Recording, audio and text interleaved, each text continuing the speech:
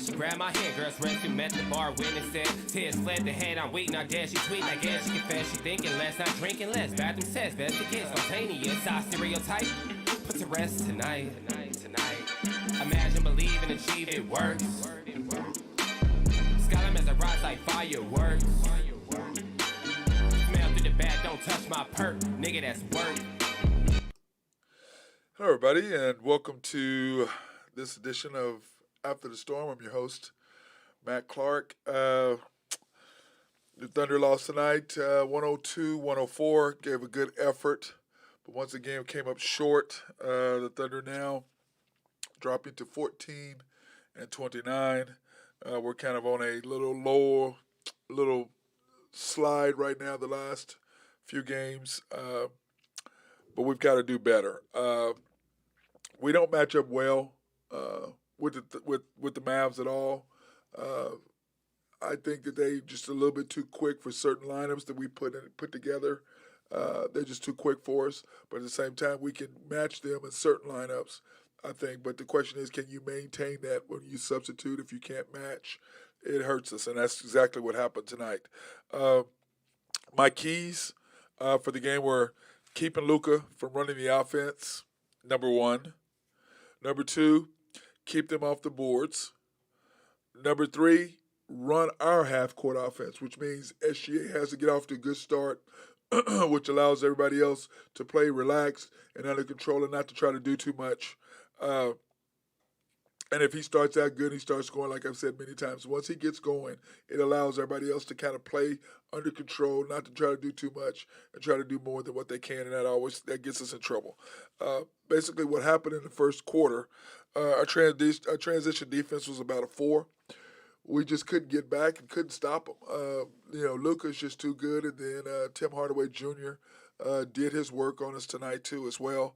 But the Thunder, I thought, did a good job of keeping it close because we were not playing that well at all. I mean, we really weren't in the first quarter, but we did manage to keep the game close.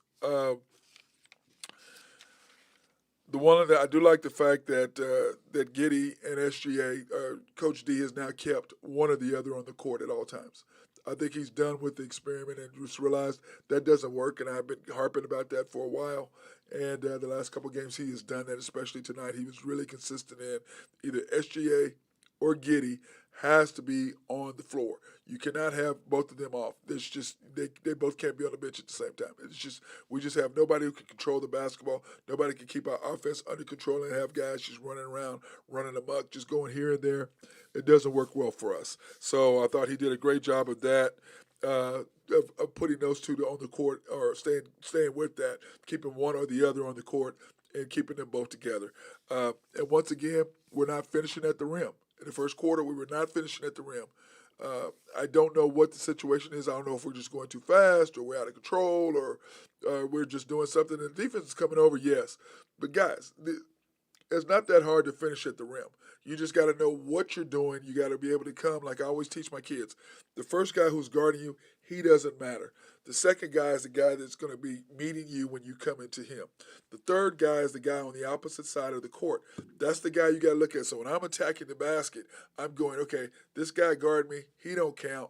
This guy in front of me, that's number 2. I know what I'm going to do to him. But that third guy. So whatever move I make on the second guy has to be determined by what the third guy is doing. So if you're attacking the basket and you can see that and you anticipate, I'm going to do this, which means he's going to do that. And guys who finish at the rim are really, really good at seeing the third guy. And once you recognize the third guy, then it's a lot easier for you to finish at the basket because you already know what you're doing. I'm going to take this guy. I'm going to do a euro. I'm going to do a spin move. I'm going to do a step back. I'm going to do a hesitation. Whatever it is, you got that in mind, knowing that third guy is coming over, and that's the guy that's going to meet you at the rim. That's the one that you have to finish off. So the Thunder have to do a better job of recognizing that and being able to finish at the rim. And tonight in the first quarter, we did not do that well. We did not do that well at all, which caused us to be down 24-33 at the end of the first quarter. And I thought that, like I said, I thought we should have been down further than that. And I thought we did a good job of keeping the game close because we did not play that well at all in the first quarter. We really didn't. And I thought we did a very good job of staying close to the Mavs, not letting them sprint out and get into a 14, 15, 16-point lead, get the crowd into it. And then, once the crowd gets into it, then it's kind of an uphill battle after that. But like I said, we really don't match up with them that well. I thought we did a good job. Coach D did a great job of putting the right lineups to match their speed and their intensity, because we do have a couple lineups that we try to put out there. Those guys, you're just not fast enough, or you're not, your feet aren't quick enough to be able to match up to guys who are more faster and more athletic than you are. So I thought he did a good job of trying to figure out what's the lineup to match up with them better, and I thought he did a good job of that in the second quarter. And in the third and fourth, which I'll talk about those in just a second. So we go into the second quarter, down 24-33. And then what happened was we came out aggressive, attacking the basket. And I've been talking about this. Don't fall in love with the three. Attack the basket. We do not have shooters. And quit making passes once you're at the rim, kicking the ball out. That's when steals come over, because guys are starting to realize we're not going to finish. They watch tape. They say we're not going to finish at the rim. We know we're going to kick the ball out to the wing. So what do? Boom, people are getting into the passing lane, creating steals, getting turnovers, and going back the opposite way. So we have to not settle for jump shots. We got to attack the basket, and that's exactly what we were doing. We were in full aggressive mode. We weren't settling for jump shots, but we still weren't finishing at the rim. But we still were getting there. I mean, not finishing the rim all the time, but we were way, way, way more aggressive. And then, 4-minute mark, we got within one. Okay? And basically what happened after that was just absolutely crazy. Okay, we missed a three by Wiggins. Muscala missed a three. Dort had a turnover, once again out of control, attacking the basket. Muscala missed another three, which he was moving, which he does not. He's a set spot shooter. He's not a scorer, so when you're trying to get him to move and shoot, that's not his game. And anything you try to do that is not good for us. He's not going to really make that. His percentages go way down unless he can catch it and just spot up and just shoot it. So anyway, he did that. Then Dort made it 2 points. SGA missed, and then, of course, at the end, he threw up a desperation shot. But what the Mavericks did in those last possessions, when we were up down one, those last 1, 2, 3, 4, 5, 6, 7, 8 possessions they basically took SGA out of the game. They double-teamed and they attacked him, which allowed the Mavs to pressure defense, get the ball out of his hands, put it in the other guy's hands. And what happened? Miss, turnover, miss, shot, miss.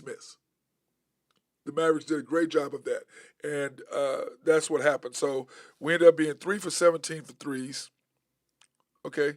But we were 12 for 25 from 2 points. So what does that say? As long as we're being aggressive and we're not falling in love with the three, which I've said over and over and over and over, quit falling in love with the three. Knock down the mid-range. We do not have shooters. We don't have three-point shooters. Attack the basket. When we're in full attack mode, then I don't mind us shooting threes because they're uncontested threes. And if you're in the NBA, you should be able to knock down an uncontested three. So I don't mind us shooting those.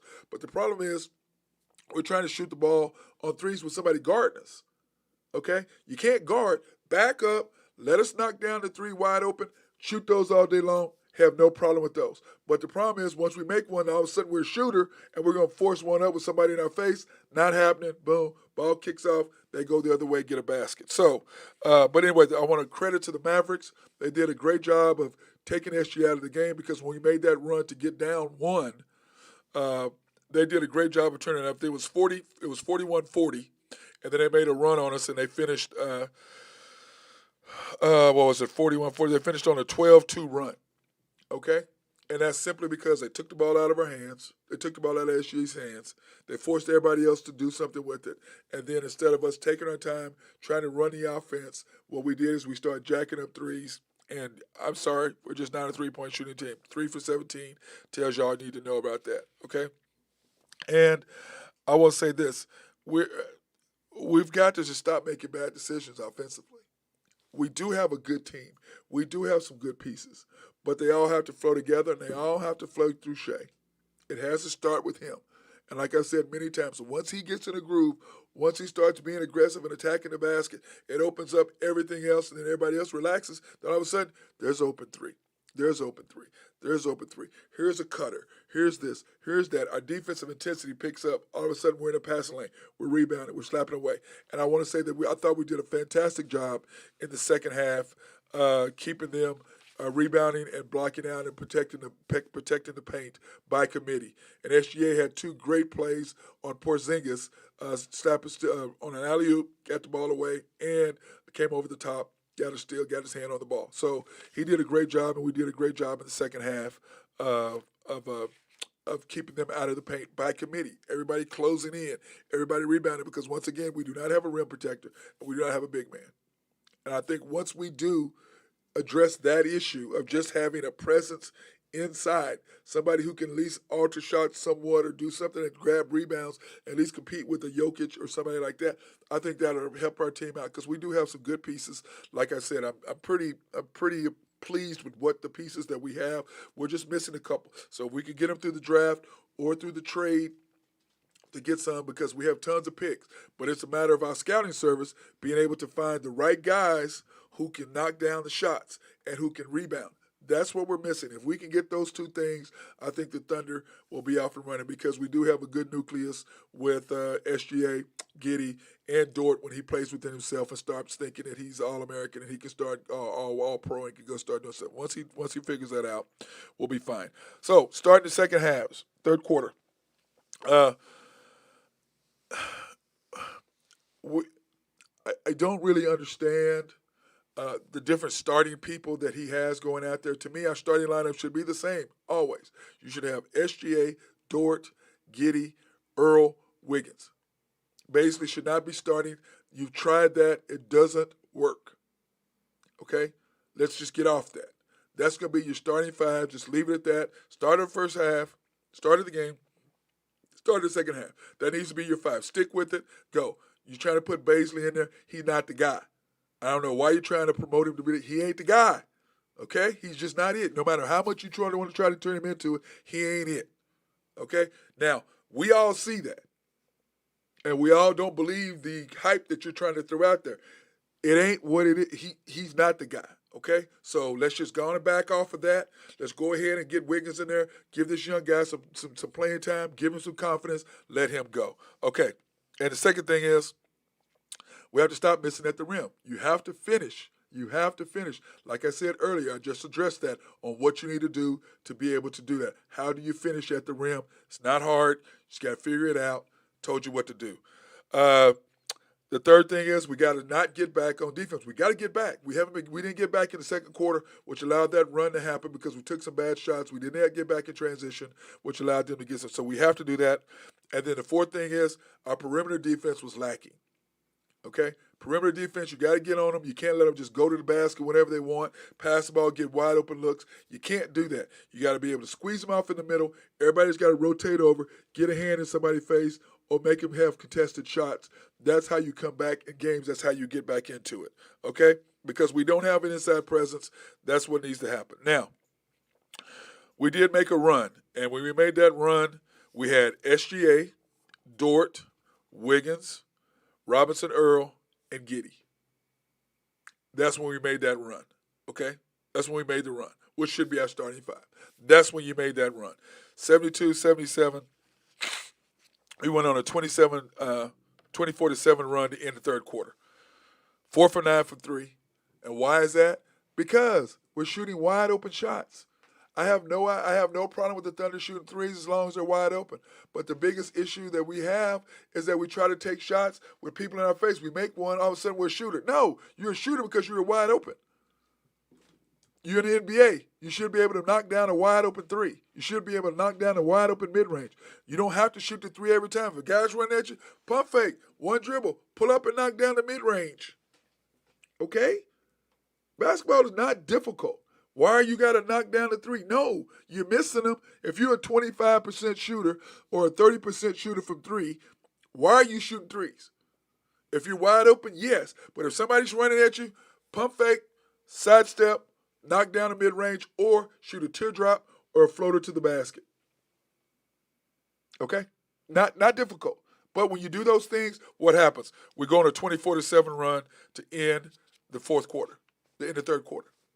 And that group right there, what were we doing? We were attacking the basket. We were taking good shots. We were playing great on the perimeter. We were not giving open looks to the Mavericks. And then we were in transition offense, scoring at the basket. And Shea was on his bag. And look, this was his ninth 30-point game tonight. Dude, when he's rolling, our team rolls. I don't know what the coaches look at. I don't know what anybody's looking at. When he's rolling, it makes our team so much easier for everybody else to perform. Get the ball in his hands. Let him do work. And you can see the players, once we got rolling, boom, every time we turn around, player had the ball. They weren't trying to dribble up the court. Looking for him. Give him the ball. He's doing work. Okay? He was in his bag tonight. And when he's in his bag, the Thunder are hard to beat. I've been preaching it. Anyway, Thunder down 72. Down 5 going into the fourth quarter, 72-75. 72-77. What happened? SGA on the bench, which obviously you have to do that because the guy played the whole third quarter, so you got to give him this rest, no question. We came out to a slow start. We got within 9, and then you bring SGA back, and then it kind of goes back and forth. We get some baskets. He gets some. We make some stops. We slowly cut in. We went back and forth, and then it was cut to 91-94. Okay, and at that point you had Dort, SGA, Giddey, Muscala in the game at that point, and we had cut it to 91-94. Now, I don't mind Muscala in there for Robinson Earl because Muscala is a much better shooter, but at the same time, Robinson Earl is a better defender. So you got to give up something on the defensive end and being able to rebound by having a shooter, somebody who can knock down the three. So that's the trade-out you got to give there, but the Thunder did a great job by rebounding and playing defense by committee inside the paint, not allowing Dallas to get away with getting extra rebounds and getting extra shots and chasing down long rebounds. So we did an excellent job, which got us down to 91-94 with 3:51. Now, basically, this is what happened after that. We knocked down the three. We missed the three. Missed the three again because Muscala wasn't set. Dort got a great steal and a dunk.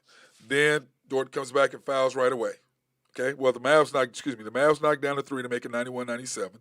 Then we missed the three because Muscala was not set. He was moving, going to his right. Once again, not your game. Understand what your game is, understanding what you can and cannot do. Okay, he didn't, knocks down the shot, misses a shot. Dort then comes back, gets a steal for the dunk. We're down by 4. So then comes back. Dort then fouls. Dude, if they're setting a screen, you can't run over the guy. You got to know he's there. You know they're going to be setting a screen. You look who you're guarding. You're guarding Luka. You know they're going to run screens for him. You know this. You can't just run over the guy. So anyway, Dort fouls out, which I thought was going to hurt us. And then they come back. Wiggins has a turnover. Then Wiggins comes back. We get a great foul. Get a good stop. Wiggins comes back. We get a steal. Wiggins comes back. Makes both free throws. Okay. So then we're down 95-99. We get the offensive. Dallas gets an offensive rebound. Then they get a miss. SGA scores, so it's 95-97 or 97-99 at this point. Now, 97-99. This is when things get tight. Mavs make one of 2 free throws. So it's 97-100 with 20 seconds left. Because SGA scores to make it 97-99.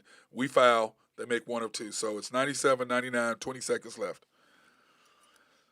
We come out with SGA, Giddey, Jerome, Scala, and Trey. Obviously, we're going to put our 3-point shooters on the line or our scorers on the line because we're down 3. So naturally, you're going to have your 3-point shooters out there because you got to have a 3 in 20 seconds. I have been defending Coach D up to this point. He's got a lot of detractors who don't like him, who've talked to me and said, man, we don't know why you like the guy. I said, I like the guy, especially his out-of-bounds things that he's been doing out of bounds. He comes out, the Thunder need a basket. He runs great out-of-bounds plays. And the Thunder usually, most of the time, gets a basket, except the last couple of games when he's been going away from SGA. He went to Dort and lost a couple games ago. Went to Dort twice back to back, and I talked about that. What are you doing? You go to your best player. You get the ball in your best player. So tonight, what happens? Run out of bounds play. Giddey tosses it to Muscala. Muscala turns. Giddey runs into Muscala as Muscala's putting the ball on the floor, which I don't know why your center has the ball and he's putting the ball on the floor. Don't understand that. Giddey runs over him, loses the ball. We come back. We foul. They miss both free throws. We get the timeout. We're down 102-104 at this particular point. Oh, excuse me. Giddey runs it in. We get the ball back. Jerome knocks down a three. So we're down 102-104. What do? You guess. Come on, tell me. I'll wait. What do you think happened? You think SGA got the ball? No. We're down 2 possessions in a row. Your best player does not touch the basketball. Instead, you're down 2. You send SGA on a fake, and you try to throw across the court, and you don't even throw a high pass because the guy is 6'11". You throw a chest pass across the middle, chest high. Dallas gets the hands on the ball, Giddey. And the game's over. So you have 2 possessions at the end of the game, down 3, down 2. Your best player, who had 37, doesn't touch the ball either time.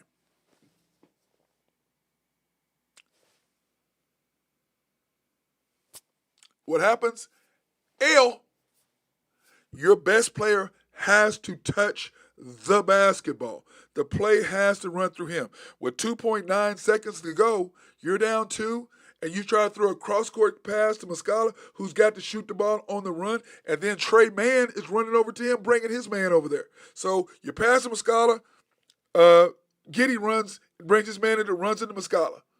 You throw it to Muscala again, Trey Mann is running over there to him. Do you guys not understand what play you designed? You never, ever, ever, ever bring your man to the ball for your man to get double teamed, especially as your center. And we did it twice. Giddey did it, and then Trey Mann did it. You never run towards them. Why are you running over there? Trey, why are you going over there at all? There's 2 seconds left. Muscala's got to catch and shoot, or are you trying to throw it to him? You're going to come over, he's going to hand it to you, and you're going to shoot a fadeaway 3 at the buzzer off balance? That was the plan? Anyway, I still like Coach D, and I'm still going to defend him. I don't understand his out of bounds play calling lately. You've got to get the ball to your best player. It's got to be in his hands. If you don't, so far you're 0-2 when you don't get the ball at the end of the game in his hands that I've seen in the last couple of weeks or this last week. You got to get the ball in your best player's hands. He's got to touch the basketball. He's the one that has to finish. Okay? So, anyway, Thunder 14-29. They fall to 14-29 with a 102-104 loss in Dallas.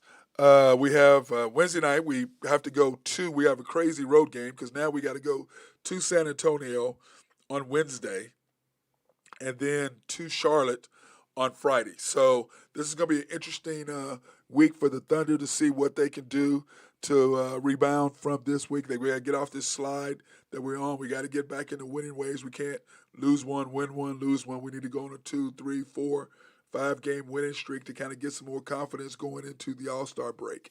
I think that's important that you finish strong at the All-Star break, and then you come back after that and then see what you can do. Maybe you can trade for a couple players or trade players to get some picks. But anyway, if we get more picks, we got enough damn picks, you got to do something with them. And if you go get another damn European player who can't play over here, go get me some American players who are athletic who can shoot the basketball. I see Dallas with European players. They ain't beat nobody. We getting European players. We ain't going to beat nobody. Are we going to be competitive? Yes. Are you going to beat people when it counts? No. You're not going to. You got to get players who are athletic, who can play with guys who are athletic. Golden State, They're athletic. They can shoot. They can run. They can defend. What do Phoenix? They're athletic. They're long. They defend. They can shoot the three. Brooklyn, they're long. They're athletic. They can shoot the three. They can defend. Milwaukee, long, athletic, can defend, kind of shoot the three. They got a couple of shooters, though. Chicago, long, athletic, can shoot the three, can defend.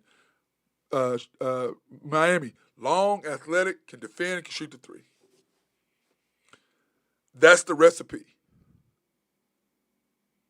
That's what you got to go. It's on there. Now you got to go find the guys that can do it. But that's all in your scouting people. You got to have good scouting people that can go out and find the guys that you need, unless we're decided that we want to have European players.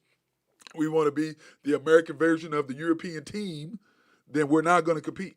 We're going to be decent. We're going to win some games. We're going to definitely go up to the playoffs. But to go past that with these guys, not going to happen. They're not fast enough. They can't defend. They can't do it. So you got to decide. The Thunder need to decide what they want to do. Our GM is fantastic, and I'm sure he's got a plan, and I'm sure that he knows what he's doing. So anyway, I want to thank you for watching After the Storm. I'm your host, Matt Clark. Hope everybody's having a good weekend. And tomorrow, join me for the Unpopular Hour, which we'll be talking about what happened tonight with the Rams and the Cardinals. And then we're going to, like I said, I'm pretty sure I wanted Kyler Murray to win. My heart was there because he's a Texas Oklahoma guy, but I knew their hands were full with the Rams. So, but anyway, we'll talk about it tomorrow morning. So join me on Facebook Live to watch the Unpopular Hour tomorrow, and we'll be talking more about the playoffs and what's going to happen, and then other topics. So once again, thank you for watching After the Storm. I'm your host, Matt Clark. Peace.